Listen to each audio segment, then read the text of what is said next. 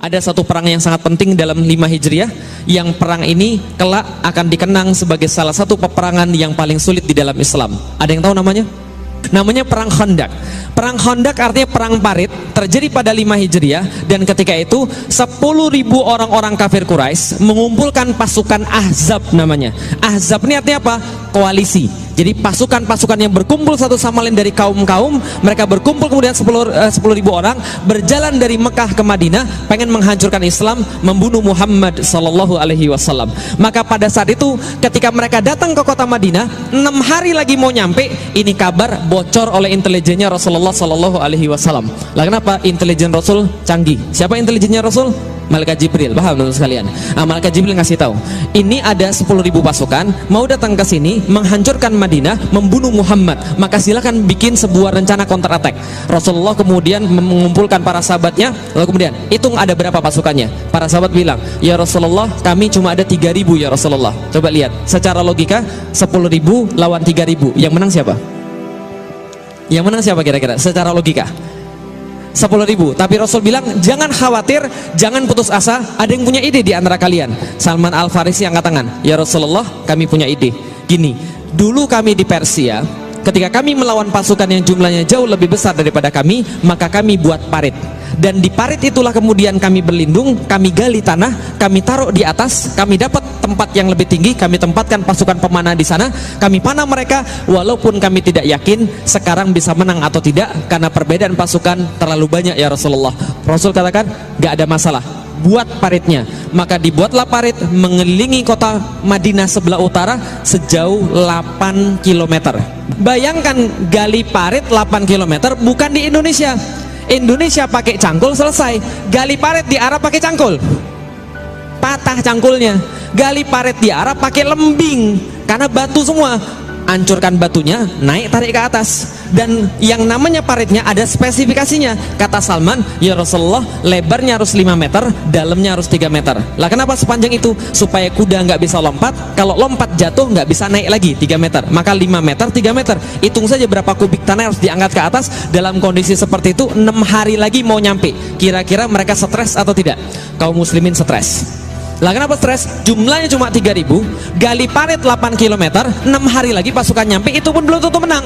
Dikisahkan panasnya luar biasa, secara jumlah mereka kalah. Dan makanannya, menurut salah satu riwayat, orang muslim disuruh celupin tangannya, kemudian tangannya celupin di air itu, diangkat, kemudian masukin ke gandum. Maka gandum yang nempel di tangannya itulah dijilat untuk kemudian seharian. Bisa dipahami teman sekalian? Kira-kira gimana kondisinya? Sangat mencekam sekali. Wajar saat itu ada orang-orang yang bilang sama Rasulullah, ya Rasul, saya mau izin pulang dulu ya. Lah kenapa? Ini istri saya di rumah. Bukankah di dalam Islam seorang suami harus ngurus istrinya? Sudah salah pakai dalil pula, paham teman sekalian? Pulang nggak balik lagi. Ya Rasulullah, saya mau pulang. Lah kenapa? Anak-anak saya belum makan ya Rasulullah. Bukankah seorang ayah adalah tanggung jawabnya mengurusi anak-anaknya? Kabur, nggak balik lagi. Sudah salah pakai dalil. Yang bersama Rasulullah pada saat itu cuma tertinggal 2 tipe orang. 1, yang benar-benar beriman. 2, Yahudi yang terpaksa. Loh kok ada Yahudi di situ? Yahudi itu memang licik luar biasa. Dari dulu sifatnya kayak begitu.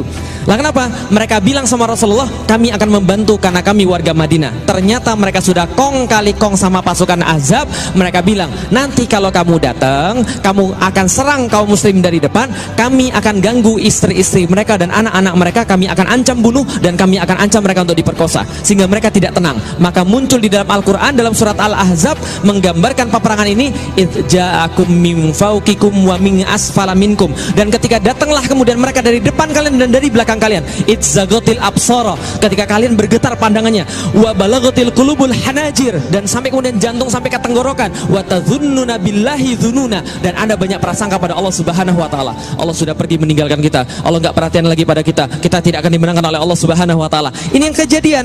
Maka ketika menggali parit, ada 2 yang tersisa. 1, kaum muslimin yang benar-benar beriman. 2, Yahudi yang terpaksa. Dalam kondisi inilah ada yang nanya pada Rasulullah ketika lagi istirahat, ya Rasulullah, besok yang kita taklukkan kira-kira yang mana dulu? Konstantinopel atau Roma? Faham sampai di sini? Coba lihat baik-baik. Mereka lagi ada di mana? Lagi ada di mana mereka?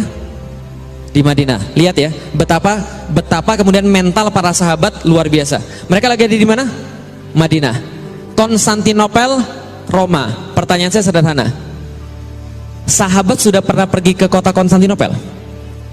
Belum. Sudah pernah lihat Konstantinopel? Belum. Belum pernah pergi, belum pernah lihat. Yang sahabat tahu itu adalah kota yang terbaik, Konstantinopel. Yang kedua kota terbaik adalah kota Roma. Belum pernah pergi, belum pernah lihat, belum pernah ke sana. Kalau sekarang ke sana saja, Anda dari Madinah pergi ke Konstantinopel itu 3,5 jam naik pesawat. Zaman dulu mereka nggak pernah pergi, nggak pernah lihat. Yang mereka tahu cuma itu tempat paling bagus, paling indah, paling kuat di dunia kotanya. Pertanyaannya pada Rasulullah, ya Rasulullah, yang mana dulu akan kita taklukkan, Konstantinopel atau Roma? Bisa dipahami maksudnya? Mereka lagi ada di Madinah, nggak pernah ke sana, nggak pernah lihat, dan besok 6 hari kemudian mereka akan menyambut pasukan berapa? 10.000. Mereka harus gali parit berapa panjang? 8 kilo. Lebarnya 5 meter, dalamnya 3 meter. Dan makannya gandum kemudian yang lengket di tangan dijilat untuk seharian. Nanyanya pada Rasulullah, yang mana duluan yang akan kita taklukkan, Konstantinopel atau Roma? Bagaimana reaksinya orang Yahudi? Yahudi langsung bilang, kayaknya Muslim sudah mulai gila. Lah kenapa? Kayaknya kepanasan ini, kurang makan ini kayaknya. Halusinasi mereka. Besok udah mau mati, 10.000 nyerang. Ini parit aja belum jadi. Yang mereka pikirin Konstantinopel dan Roma. Gila ini orang Muslim. Ternyata Rasul menjawab pada mereka dengan jawaban yang luar biasa. Ini jawaban Rasulullah Sallallahu Alaihi Wasallam. Madinatu Hiraqla tuftahu awalan. Wahai para sahabat yang bertanya, kota mana yang terlebih dahulu akan ditaklukkan, Konstantinopel atau Roma? Yang akan ditaklukkan pertama kali adalah kotanya Heraklius, yaitu Konstantinopel. Ketika mendengar ini, Yahudi langsung sontak berkata, wajar aja Muslimnya gila, bosnya juga gila. Paham teman sekalian? Lah kenapa? Karena Rasulullah dianggap gila. Ini ditulis dalam sirah Ibnu Hisham, bahwa kemudian orang Yahudi mengatakan Muhammad gila. Hari ini pun mereka tidak sempat pergi ke WC, tapi mereka berpikir tentang Konstantinopel, mereka berpikir tentang kota Roma. Coba lihat baik-baik teman sekalian. Pertama, perhatikan mental para sahabat. Para sahabat tidak pernah nanya begini, ya Rasulullah, mungkin nggak kita menaklukkan Konstantinopel? Jelas sampai di sini? Para sahabat nanya begitu? Enggak. Yang ditanya oleh para sahabat adalah yang mana duluan. Artinya di dalam kepalanya dua-duanya sudah pasti takluk. Cuma dari tadi penasaran yang mana duluan. Dan Rasulullah Sallallahu Alaihi Wasallam nggak menjawab begini, udah jangan mikirin jauh-jauh, bapak lu aja belum masuk Islam. Udah jangan mikirin jauh-jauh, makan aja susah. Enggak. Yang Rasul berikan pada mereka, lihat, ketika kekurangan makanan, ketika kekurangan bala tentara, ketika kekurangan segala macam, yang Rasul berikan pada mereka bukan bala tentara, bukan makanan, bukan persenjataan. Yang Rasul berikan pada mereka adalah visi. Kalian akan menaklukkan kota Konstantinopel. Singkat cerita, peperangan Ahzab dimenangkan oleh kaum muslimin.